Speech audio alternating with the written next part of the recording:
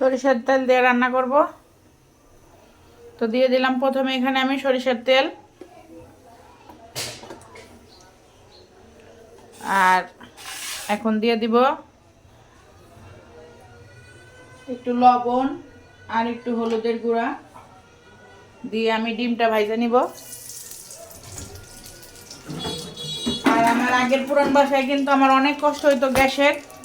আলহামদুলিল্লাহ এই বাসায় আসার পরে কিন্তু আমি আর গ্যাসের কোনো কষ্টই করি নাই। তো দেখেন এখানে হলুদ আর লবণ দিয়ে দিলাম।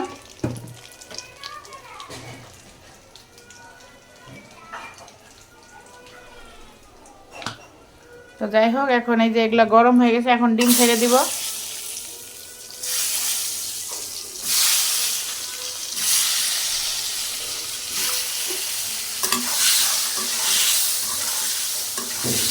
এখন ভালো করে ডিমটা ভাজে নিই। তো আমার ডিম ভাজা হয়ে গেছে প্রায়, এখন নামাই ফেলবো। আর এই যে দেখেন এই পাশ থেকে কিন্তু আমি পুঁই শাকের ফল সিদ্ধ করে নিলাম, এটা এখন বাগার দিব। আর এই পুঁই শাকের ফল রান্না করতে যায় আজকে খুব বিপদে পড়ে গেছিলাম। গরমে এই পুঁই শাকের ফল নাকের মধ্যে ঢুকে ফেলাইছে। তারপর তো সেই কান্দাকাটি কি করি। তো যাই হোক, সব শেষে সরার একটা কাঠি দিয়ে বেশ খানিকটা দূরেই ছিল, শেষ পর্যন্ত আলহামদুলিল্লাহ বাইর করতে পারছি। আল্লাহর কাছে শুকরিয়া, জানলাম আমার বিপদ থেকে উদ্ধার করছে। সরো, গায়ে লাগবে। ডিম উঠাই নিতেছি। যাও এখান থেকে যাও, এই যে দুষ্টুমি করে না। আর এখানে এখন পেঁয়াজ দিয়ে দিব, পেঁয়াজ। সরো, চোখে বলছি না, চোখে মুখে লাগবে। চুলার উপরে মুখ দিয়ে থাকে একদম, সব সময় এরকম করে, সব সময় এরকম করবো। এই তোমরা এখান থেকে যাও, যাও আমার রান্না শেষ করে যাও, যাও বাবা যাও।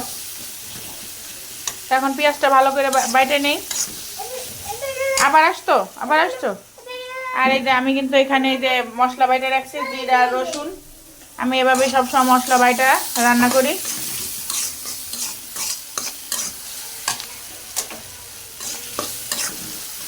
পেঁয়াজটা ভাজা হোক। তো আমার পেঁয়াজ প্রায় ভাজা হয়ে গেছে। আর কখন যে কার জন্য কোন বিপদ অপেক্ষা করে আল্লাহ পাক ভালো জানে, আবার আল্লাহ পাকে উদ্ধার করতে পারে। তো এই তো অবস্থা, আজকে তো আল্লাহ বাঁচাইছে আমারে, নাইলে তো আমার যে কি হইতো, কোন দিকে দৌড়াইতাম আল্লাহ ভালো জানে। যাক, সব কিছু মিলে আলহামদুলিল্লাহ। সবাই একটু আপনাদের বাচ্চার দিকে খেয়াল রাখবেন। আর যাদের আমার মতো অবস্থা, বাসায় কোনো লোক নাই, তখন তো আরও বিপদ। যাই হোক, সবাই আমার জন্য একটু দোয়া করবেন। এখন মশলাটা দিচ্ছি, এখন ভালো করে ভাজে নিই।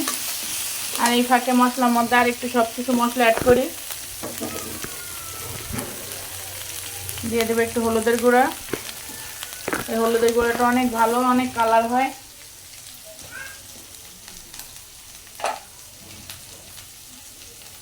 দিব একটু লবণ, আর একটু রঙের জন্য দিব শুকনো মরিচের গুঁড়া। আমি কিন্তু শুকনো মরিচের গুঁড়া বেশি একটা খাই না, মাঝে মধ্যে একটু তরকারিতে দিই, আর বেশিরভাগ কাঁচামরিচ দিয়ে রান্না করি। তো শুকনো মরিচের গুঁড়া দিয়ে দিলাম। এখন একটু ভালো করে মশলাটা কষায় নিব। তো হালকা একটু পানি দিয়ে দিলাম। আর মশলা যত কষানো হইব ততই কিন্তু তরকারির স্বাদ বাড়ে। হ্যাঁ মা,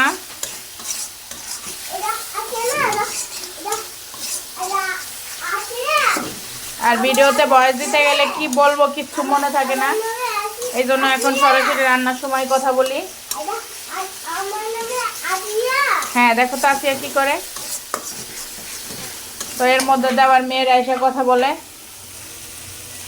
তো এটা আমার বাস্তব জীবন, আমি আমার বাস্তবের জীবনের মধ্যেই ভিডিও করতেছি। তো আপনারা মনে কিছু নিয়েন না, ভালো লাগলে দেখবেন, আর যদি ভালো লাগে অবশ্যই শেয়ার করে দিবেন। মশলা কষানো হোক।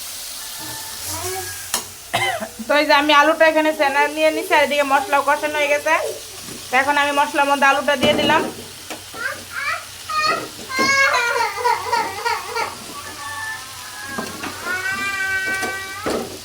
আর যাদের আমার মতো টুইন বেবি, তারা বুঝবে আমার দুঃখটা, আর কেউ বুঝবে না।